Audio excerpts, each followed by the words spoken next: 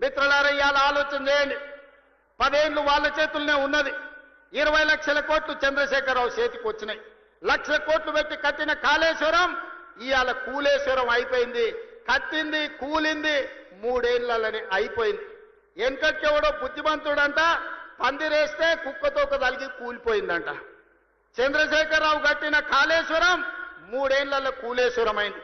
నేను అడుగుతున్న ఇవాళ ఈడికి వచ్చిన వాళ్ళని ఇంజనీర్లను తెలంగాణ మేధావులను ఆలోచన చేయండి.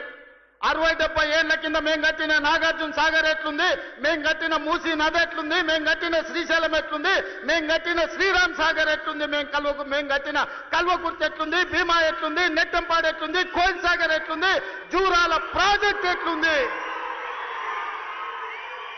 మాట్లాడదామా, చర్చ చేద్దామా? నాగార్జున సాగర్ కట్ట మీద మేం కట్టింది ఎట్లుందో మీరు కట్టిన మేడిగడ్డ సుందిల్ల అన్నారం పోదామా?